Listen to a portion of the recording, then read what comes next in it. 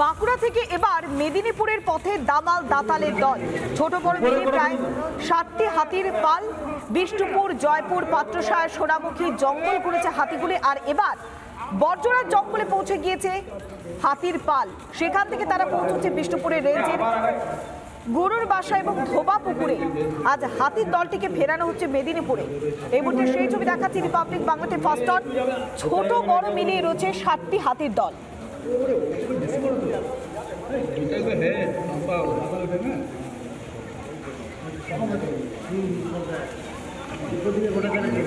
উপরে করে ফেলি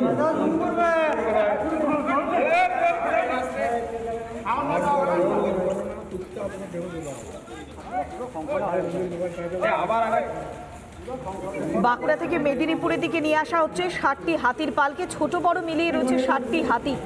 বিষ্ণুপুর, জয়পুর, পাত্রসায়, সোনামুখী জঙ্গলের পর এবার এই দামাল দাতালের পালকে ফেরানো হচ্ছে মেদিনীপুরে।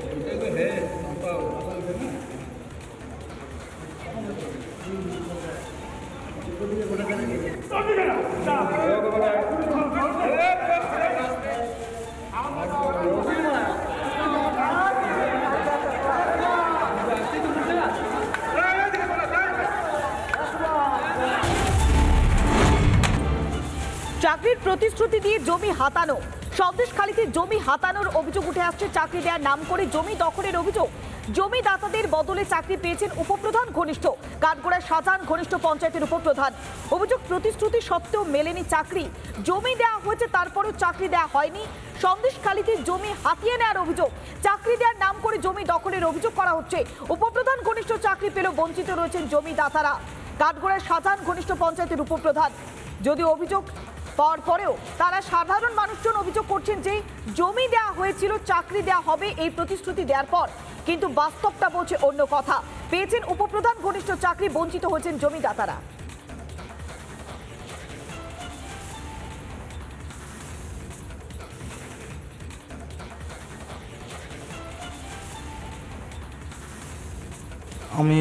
আমার এখানে এটা বাবার 2.5 বিঘা সম্পত্তি ছিল বাবার নামে। সেটা মানে ইঞ্জিনিয়ার আছে পিএইচই দপ্তরের, উনি আমার কাছে থেকে মানে আমাকে কথা দিয়েছিল যে তুমি 1 বিঘা জমি দাও, তোমাকে আমি তোমার ফ্যামিলিকে 2টো চাকরি দেবো। আমাকে একটা কাজ দিয়েছে এবং ট্যাঙ্কি কমপ্লিট না হওয়ার আগে মানে আমাদের হাটগাছি অঞ্চলে যিনি উপপ্রধান আছে আব্দুল কাদের মোল্লা, ওনার ছেলেকে এখানে প্রজেক্ট করেছে ভ্যাল অপারেটর হিসেবে। ভ্যাল অপারেটর আমি নিজে করেছি, কিন্তু আমাকে কোনো রকম মাইনে দেওয়া হয়নি এই পর্যন্ত।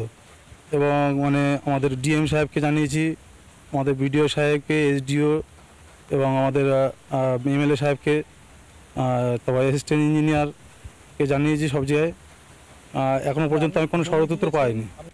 অভিযোগ, আমি এই জমিটা মানে মাছ চাষ করে খেতাম। এবার আমাকে যখন জমি দেওয়ার কথা বলা হয়, 1 বিঘা জায়গা দিলে 2টো চাকরি দেবো, সেই কথা বলেছে। সেই হিসাবে আমি দিয়েছি। দেওয়ার পরে আমাকে মানে একটা চাকরি দিয়েছে, আরেকটা চাকরি কাদের ভাই একটা মানে অন্য গ্রাম থেকে এনে লোক দিয়ে কাজ করাচ্ছে। এমএলএ, এসডিও, এসটিভি মানে আমরা অনেক মন্ত্রীকেও মানে জানানো হয়েছে, কিন্তু কোনো কাজ হচ্ছে না। বিলম্বে আমার ছেলের যদি না চাকরি দেয়, আমার জায়গা আমার ফেরত দিয়ে 2.5 কাঠা জায়গার মধ্যে আমার চাকরি আমার থাকবে। আমার এই বাকি যে ট্যাঙ্কি হচ্ছে 1 বিঘা, এর জায়গা আমি আর দেব না। তৃণমূল কংগ্রেসের আমলে চাকরি চুরি পশ্চিমবঙ্গের প্রাতিষ্ঠানিক চুরি। এটি কোনো এক বা একাধিক দুষ্কৃতীদের দ্বারা এই চুরি সম্ভব নয়। এটি পুরোপুরি সরকারিভাবে সরকারি পদ্ধতি মেনে হচ্ছে, তার একাধিক প্রমাণ রয়েছে। এবং তৃণমূল কংগ্রেসের মন্ত্রীরা সরাসরি যুক্ত থাকছেন এই ধরনের অপকর্মে। এবং এই যে ব্যক্তির চাকরি চুরি হয়েছে, তাকে যে ঠকানো হয়েছে, তিনি সুবিচার পাবেন এই আশা আমরা করছি না।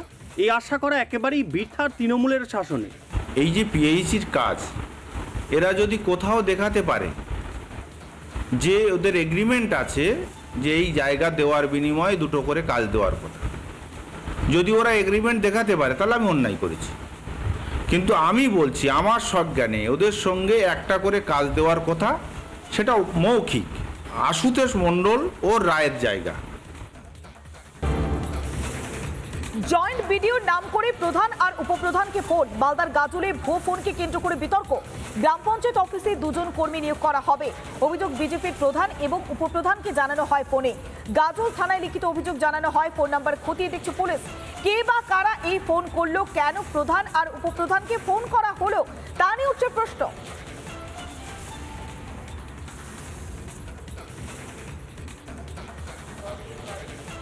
আনুমানিক 10টা থেকে 11টা নাগাদ একটি অচেনা নাম্বার থেকে কল আসে এবং কলটি রিসিভ করার পর বলেন, আমি জয়েন্ট সাহেব বলছি, গ্রাম পঞ্চায়েতে 2টো ভ্যাকেন্সি নিয়োগ করা হবে, একটি গ্রাম পঞ্চায়েতে এবং আরেকটি কৃষি দপ্তরে।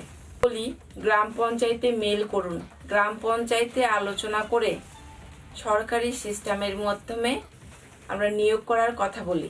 এই বলে কলটি কেটে দেয় যে এই নাম্বারে কোনো জয়েন্ট ভিডিও আছে কিনা, যে না এই নাম্বারে কোনো জয়েন্ট ভিডিও সাহেব নেই। আমরা থানায় একটা লিখিত অভিযোগ করলাম বা আমাকে কালিমালিত করার জন্য এটা একটা চক্রান্ত হতে পারে। গতকাল দুপুর 12টা নাগাদ একটা ফোন আসে আমার মোবাইলে। সেখানে বলা হয় যে আমি জয়েন্ট ভিডিও সাহেব বলছি এবং বলা হয় যে পঞ্চায়েতে 2টো পোস্ট তৈরি হয়েছে। পঞ্চায়েত শুধু না, প্রত্যেকটা পঞ্চায়েতে 2টো করে পোস্ট ক্রিয়েট হয়েছে। একটা যে আপনি যদি এই পোস্ট 2টো নিজের মতন করে করতে চান তাহলে আমরা আলাদা করে বসে সেগুলো সিদ্ধান্ত নিতে পারি। তখনই আমি ভেবেছি যে নিশ্চয়ই ডালমে কুচ কালা হয়, বিষয়টা ব্যাপার আছে, একটা কোনো কালিমালিপ্ত করার চেষ্টা আছে আমাদেরকে, যার জন্য এইরকম কল করে একটা দুর্নীতির সঙ্গে আমাদেরকে যুক্ত করতে চাইছেন। এই সবুজ বাংলা, এই বাংলাকে কলুষিত করার জন্য একটা অশুভ শক্তি, সাম্প্রদায়িক শক্তি, স্বৈরাচারের শক্তি, গরিব মানুষ বিরোধী শক্তি, গণতন্ত্র এবং সংবিধানকে ধ্বংস করার জন্য যে শক্তি বার্তাটা দিয়েছে বর্তমানে কেন্দ্রের বিজেপি সরকার। আজকে শুধু জয়েন্ট ভিডিও সাহেবকে নয়, ওনারা যে কোনো বিষয়ে চাইছেন যে এদেরকে কীভাবে হেনস্থা করা যায়, কীভাবে কালিমালিপ্ত করা যায়, কীভাবে এদেরকে বিভিন্ন কাজে ফাঁসিয়ে দেওয়া যায়। এই বিষয়টি শুনলাম।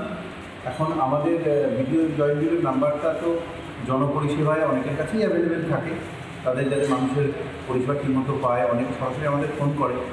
এখন সেই নম্বরের ব্যবহার করে কেউ যদি এরকম ফোন করে সেটা নিয়ে তো অবশ্যই তদন্ত করা উচিত। এবং আমরা গাজল প্রধান এবং যারা আছে, যারা এই ফোনের শিকার হয়েছে, তাদেরকে তো অবশ্যই পরামর্শ দিয়েছি যারা সরাসরি গাজল থানাতে এটা নিয়ে অভিযোগ করে। আমরা গাজল থানাকেও এইভাবে আমরা পার্সোনালি বলবো যে এই বিষয়গুলোকে যেন তদন্ত করে দেখে। নানা ধরনের কন্টেন্ট দেখার জন্য লাইক করুন, শেয়ার করুন আমাদের ফেসবুক পেজ, সাবস্ক্রাইব করুন আমাদের ইউটিউব চ্যানেল। পাশাপাশি অন্যান্য ব্রেকিং নিউজের জন্য অবশ্যই চোখ রাখুন রিপাবলিক বাংলায়।